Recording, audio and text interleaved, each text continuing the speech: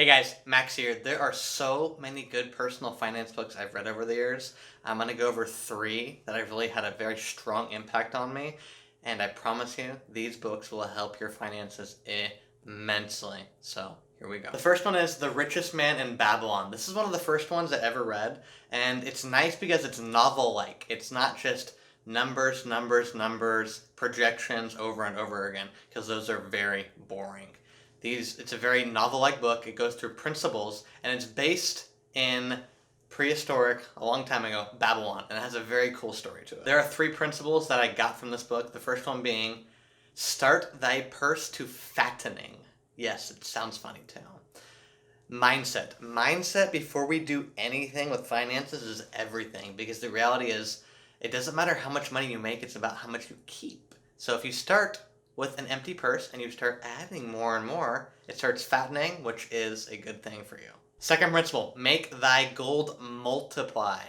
Figure out a business venture, side hustle, something that you can send your soldiers out and they can bring back new prisoners. You send your soldiers out like money and they come back and bring more money.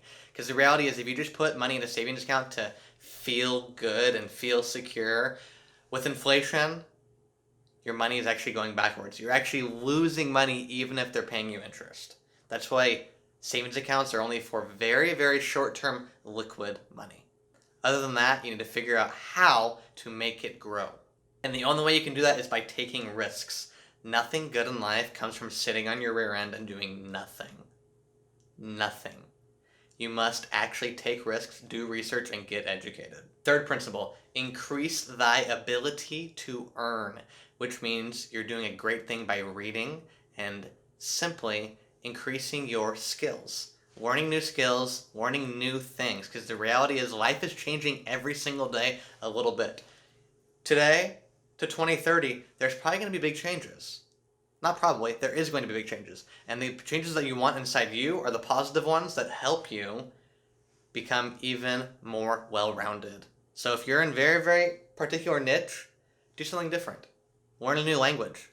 Learn a new skill, or just simply learn more about how money works. Because there is a very specific way money works, and not many people know about it. Overall, it's an easy read. I bet you could finish that in one weekend. It's a very easy read. When I say easy, I mean it's fun. It's not just jargon, textbook type. It actually is really enjoyable. The next one is Rich Dad, Poor Dad by Robert Kiyosaki. You will see so many negative reviews on this one online. As I was doing research, I was looking at them, and I thought to myself, what could possess someone to write a very, very bad online review for this book? And I think it really comes down to that green, the envy. They envy Robert's success with that book. It is the #1 best-selling personal finance book in history. 4 million plus copies. That's a pretty big feat. And when you start thinking about it, 4 million people, that's insane. So whenever you see a ton of terrible negative reviews on something that's been so damn successful, do a little more research, and I would encourage you, just buy the book and read it to see what it's all about, because reading a 15-word snippet on someone's negative review because they never actually put the principles into practice that's the fact that it didn't work, because you didn't put the principles into practice. This book teaches you the principles of the rich and what they teach their kids. Seriously. The tagline, the subtitle is, What the Rich Teach the Poor. What the rich teach their kids that the poor doesn't know about. Because the reality is, money is very specific. It works in a certain way. You can do a lot of different things to grow your money, but it works in a very particular way. First principle I love about this book is the rich have money work for them. His first principle is the rich don't work for money, they make money work for them. And you're thinking, that's kind of odd. Don't I go to work and they pay me money to work? Yes, and that's exactly what you want to grow out of, because trading time for dollars is how you get stuck in an employee track for the rest of your life. And I promise you, when you're 55 years old, you don't want to keep on saying, I'm an employee. There's some pride in me that makes me want to say that, and in you as well, because you want to keep on upgrading in life. And the reality is, when you take risks, you may succeed. It's not guaranteed by any means. But if you don't take risks, you'll never become an extraordinary person with money, because you simply don't ever swing. You can swing the bat, and you might hit the ball, and you might miss it.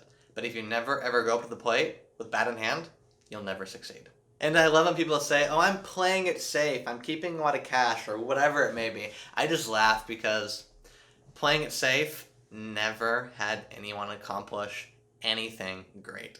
And I don't know about you, but I want to accomplish great things. Second principle I love about this book, acquire assets, not liabilities. A super easy definition of an asset compared to a liability. An asset gives money to you on a periodic basis. A rental home that pays you $1,000 a month every single month in perpetuity, as long as you rent it out, is an asset. A brand new car that costs $500 a month for 60 months is a liability. My thing is, if it's shiny, it's most likely a liability. So you gotta find things that add money on a regular basis. Self-employment income, rental properties. There are many, many dividends on stocks. I'm not a stock person, maybe you are. You gotta find something that's gonna pay you on a regular basis, because getting out of the rat race is your 9 to 5. The 9 to 5 is great when you're young, but eventually you come to the point it's like, as much as I have loved working for my employers, there's something bigger out there for me. And I think that's out there for you too. And that's having residual income coming in every single month. And then probably his most straightforward principle is, it's not about how much money you earn, it's about how much money you keep. Keep the money so you can invest in these assets, as opposed to continuing the addiction of buying things. Yes, I see your Amazon cart full of crap. Stop buying things. Once you can transcend that addiction of buying things, whether it be clothing, whether it be knickknacks, sunglasses, knickknacks for your house, whatever it may be, once you can overcome that addiction, which recovering shopping addict here, clothing specifically, once you can overcome that, you realize that, my money can actually go towards things I want in the future. The expedient, which is the here and now, is very enticing. Very, very, very sweet. But it's just sweet in the tongue. And then eventually it becomes very sour.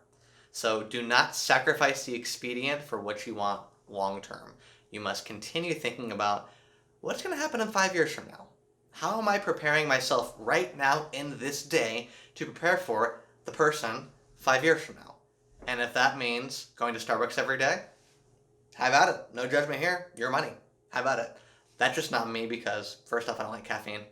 I already have enough energy as it is. Second off, that doesn't coincide with my long-term goals and being totally and utterly financially free. There's a reason it's the #1 best-selling personal finance book ever, ever, ever. The best-selling book in the world is the Bible. Best-selling personal finance book, which is kind of the personal finance Bible, is Think and Grow Rich. So I love the book. I recommend it to everybody. I've had my brothers read it. I've had many people look into it, because the reality is, the faster you can get out of the 9 to 5 rat race and into the residual income on assets, the faster, I believe, you can finally unclutter your mind of all the stupid paperwork and nitty-gritty things you have to do in the day-to-day. Because I hate, I don't use hate very often, I hate doing nitty-gritty things that take very menial energy from me. I want to spend my energy thinking about visions on the future and what I'm going to be, not my calendar appointments. Another one, Napoleon Hill, Think and Grow Rich. This one is probably the most spiritual out of all of them. I mean, when it comes to really mindset and becoming a different person in the best way possible going forward, you got to look inward and look more spiritual. This one is the most spiritual one, because it really knocks on the door of faith. And mindset is what this focuses on immensely. And the magnetizing, the law of attraction. As you become the financially abundant person, you begin attracting abundant things into your life, whether it be business partners, a significant other who supports you in this, as opposed to if you're a petty, envious person, you're going to attract those things. So this book is all about attracting the things that you are becoming. The first big principle of this one is the imagination. I don't know about you, but I had pretty much my whole entire imagination destroyed and stamped out by the time I was adult, because I was always told to play it safe, go to college, do the normal stuff that everyone else is doing. But then I started realizing about halfway through college that everyone who was an accountant, which is what I thought I was going to be a CPA. I looked forward and saw them about 5 years out and had a conversation with them and realized they work 55, 60 hours a week for an employer who doesn't appreciate them, and they can be let go at any time. And that's kind of the crux of being an employee. The leverage is so much on the employer because there is a huge pool of qualified applicants. Everyone is replaceable. I joke with this one, but because it's true. Joe Montana, all those Super Bowl rings, undefeated, was replaceable. Everybody on this earth is replaceable, so don't ever think you're that special. I mean, you are very special, but you can be replaced, and so can everybody else. But let your imagination again grow and overtake you at times. I spend the morning visualizing what's going to happen for the day and what's going to happen down the road. When this hair is a lot thinner and a lot grayer, that visualization and imagination has led me to create a vision board. A vision board is just a very easy Elmer's 4 foot by 3 foot, I believe, board of all the things I want to accomplish, be, and have in life. It has my sports car, my Porsche GT3. It has all the shoes I want. Yes, I like shoes. And the house I want. It has candy because I love candy. It just shows me what I'm working towards every single day. Because the reality is life is an utter chaos and utter pain. Seriously, it's pain all the time. You just have to choose what pain to go through. And I choose the pain of becoming a better person. The pain of changing. Because there's pain of staying the same or pain of changing. You can choose which one you want. The pain of changing is worthwhile in the future. So make this vision board. Seriously, the board costs like $5 at Target. And you can print out the pictures. And it keeps me focused on, there's a reason I'm waking up at 4:54 a.m. every single day. Not because I'm perfect, not because I'm awesome or anything special, but because I'm working towards becoming that person in that vision board. And that person, goodness, he's pretty awesome. Next principle is the agency you have, the decision-making power. Who is in charge of your destiny? Somebody else? The government? Your employer? Or you? The answer is you. It doesn't matter where you work, what part of life you're in. You have the agency to create the future that you want. All these people who have been monetarily successful that you may look up to, in a sense, did not start that way. Most millionaires, a huge percentage of millionaires, did not receive a trust fund. They worked their tail off in an industry for usually many, many years, and finally, after years, had that 15 seconds of success. You know, it takes 15 years to have your 10 seconds of success. No, it doesn't. It takes a long time to become successful. Success is not handed out like a participation trophy. You will not have anybody giving out $1 million for simply showing up. You got to show up, be conscientious, work very hard, and produce. Because you can work hard and not produce, but you can't sit at home and expect to produce. You have to actually get in there, put your clothes on, shave every morning, exercise, and do it every single day. I seriously, at the beginning of this, had so many underlying fears, underlying beliefs, limiting beliefs about myself that, I was only supposed to make this much amount of money, and, I can't, overshadow my parents, and all this was just complete junk jumbled in this brain. It's like a desk that has a billion things on it. You're looking for one thing, but there's a billion things everywhere. You can't find it. I had to declutter my whole entire mind and realize that I will be rich. Yes, me. In this life, before I move on to the next one, whatever that is. I'm going to be rich. And by rich, I mean oodles and oodles and oodles of richness. Yes, oodles. Many $100 bills. Not because I'm greedy. I'm not greedy. I'm really not. And it's not to be virtue signaling at all.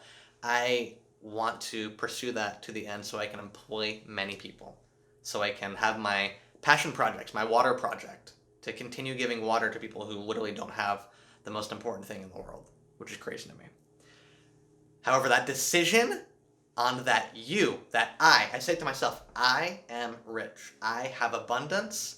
I am becoming better and better each and every day. If you do those 3 mantras in the morning, bloody hell, your life will be turned upside down or right side up in the best way possible in not very much time. And when I say not very much time, many, many months and many, many years. Because the reality is, a couple years of your life is actually really small in comparison to the whole entire trajectory of your life. But you must choose. Yes, I am going to be rich. I am rich. And talk in the present, not that I'm going. I am rich. I am abundant. I am attracting all these opportunities in my life, and I will execute. Keep those mantras positive and looking forward, and I promise you, you will not regret it. I already talked about this, but the subconscious mind. Be positive early in the day. The stresses of the day are going to pull at you starting from the minute you wake up, unless you wake up before the sun goes up. I've realized when I wake up before the sun rises, before almost anyone else is awake, I'm able to conquer a lot of things in the morning. And that is being positive, exercising, and setting my day up by writing out what I'm going to do today. If you can start early and being positive in the I am statements, and not the I am stupid. You don't want to say that because you'll attract stupidity all around you, let me tell you. You don't want stupidity around you. There's already enough stupidity in the world. You don't want more around you. But I am powerful. I am abundant. I am rich. Start with those, and I promise you, I am having a great day today. I will have a marvelous day today. Delightful day. Seriously, I'm excited about this just because I've been on the other side of the negativity. And I see how addicting that negativity is. And I don't want that for anybody. I want you to have positivity. I want me to have positivity. I want everyone to be positive. Realistically, if everyone was a little bit more positive, I think that would cure many of the symptoms of what's going on in our life. Because again, positivity is magnetic. The more you're positive, the more likely you're going to encounter someone who maybe is having a negative day, but they're going to meet you in the positivity, and that is what it's all about. If you can, again, help someone, help yourself in the morning, like me, I help myself in the morning, and then help others get out of that gutter and come to a little more neutral or positive light. That's where it is, man. That is exactly where I want to be every single day. But anyway, it was written, gosh, I think 100 years ago or so. It's a really old one, has some old language, kind of like The Richest Man in Babylon, but it's super relevant, and I promise you, the more you become this person that you are wanting to become, the more these opportunities, people, it's crazy. It's crazy how it all starts coming together and locking up like a puzzle piece. And there are too many coincidences in this life to say it's a coincidence. Things are very intertwined, intimately connected, and the faster you can figure that out, the faster you're going to attract things that you really want in your life. That was fun, man. I love talking about these books. These books have given me a college level education in a very short time. And when I say college, I don't mean this stupid college. I mean a very robust education on finances that they will not teach you in college. I even majored in finance, and I didn't take a single personal finance class throughout my whole entire 4 years, which is crazy to me. But anyway, these have given me so much joy, and I think I'm going to make another video about 3 more books.